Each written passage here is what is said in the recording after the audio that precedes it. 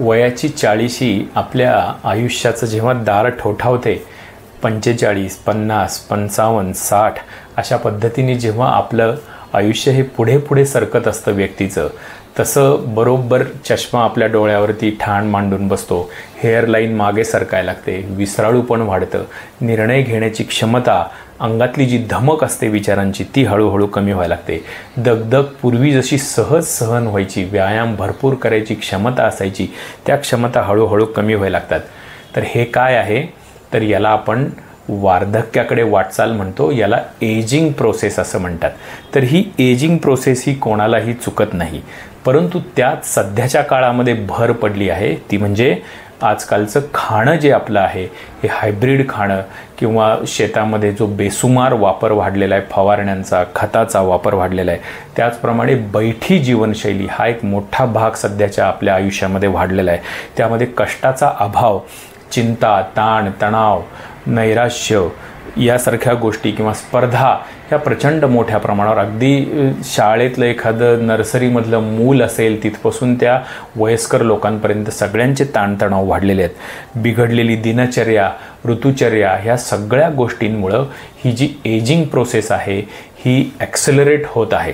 अर्थात वेगवेगळ्या प्रकारचे अँटीबायोटिक्स असतील, शस्त्रक्रियेमधली वेगवेगळी कौशल्य असतील, लसीकरण असेल, याच्यामुळे आयुष्याचं मान हे नक्की वाढतं आहे, यामध्ये काही दुमत नाही आहे. परंतु लाईफस्टाईल रिलेटेड किंवा स्ट्रेस रिलेटेड जे डिसीजेस आहेत वेगवेगळे, याची यादी मात्र मोठ्या प्रमाणात वाढत आहेत, वेगवेगळ्या आजारांची भर पडत आहे. त्यामुळं आयुष्याची लांबी वाढलेली आहे, परंतु दर्जा जो आहे तो कुठंतरी ढासळताना दिसतोय.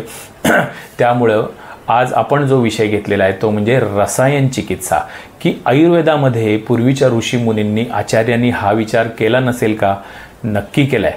त्यावेळेसुद्धा या गोष्टी होत्याच आणि वार्धक्य, मृत्यू ही गोष्ट कुणालाही टळलेली नाही आहे. त्यामुळं आपण त्या दिशेने वाटचाल करतच असतो. परंतु तरी देखील शेवटपर्यंत मनुष्याने निरामय शतायुष्य आयुष्य जगावं हे ऋषीमुनींचं ध्येय होतं.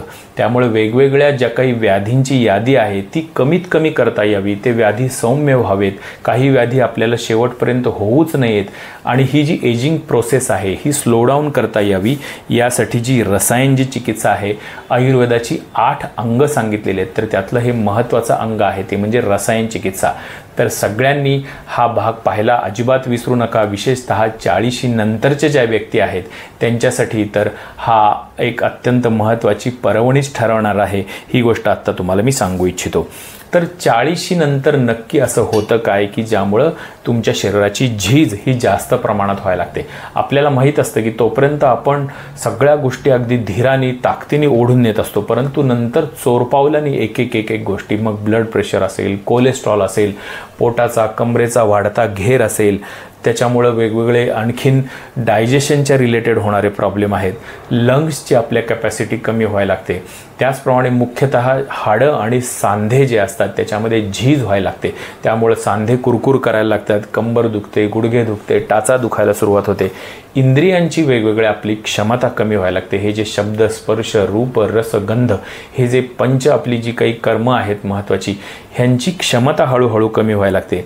विशेषतः शुक्रधातू जो असतो हा कमी प्रमाणामध्ये व्हायला लागतो. त्यामुळे सेक्शुअल ड्राईव्ह आणि लिबिडो ह्या 2 गोष्टींमध्ये घट व्हायला लागते. ही गोष्ट यामध्ये महत्त्वाची व्हायला लागते. स्नायू जे आहेत हे आपण लूज करायला लागतो. मसल मास जे म्हणतात ते हळूहळू कमी व्हायला लागतं. शरीराचं वजन तर वाढतं आहे, परंतु स्नायूंची आणि हाडांची याच्यामध्ये घट होते. त्यामुळे शक्ती कमी होते आणि नुसताच बांधा हा वाढलेला आपल्या शरीराचा दिसून येतो. स्मरणशक्ती कमी व्हायला लागते, सहनशक्ती कमी व्हायला लागते, आणि सगळ्यात महत्त्वाचा परिणाम होतो तो म्हणजे आपल्या व्याधिक्षमत्वावर, रोगप्रतिकारशक्तीवर. आणि रोगप्रतिकारशक्ती आपली व्यवस्थित काम करत नसेल तर आपल्याला वेगवेगळे इन्फ्लेमेशनसारखे किंवा इन्फेक्शनमुळे होणारे जे आजार आहेत, किंवा इम्युन सिस्टीम आपली गडबड जर करायला लागली तर त्याच्यामुळे होणारे अनेक ऑटो इम्युन डिसीज जे आहेत ते सुद्धा व्हायची शक्यता आपल्याला वाढायला लागते.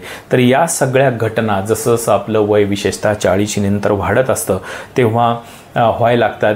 तर ह्या गोष्टी काही प्रमाणामध्ये नक्की टाळता येतात, स्लो डाऊन करता येतात आणि आयुर्वेदिक आचार्यांचं जे काही ध्येय होतं की निरामय शतायुष्य आयुष्य तुम्ही जगावं, या दृष्टीने आपल्याला नक्की आजच्या काळातही मार्गदर्शन करतील अशी आयुर्वेदाची जी त्रिकालाबाधित सत्य आहेत ती आपल्याला बघायची आहेत.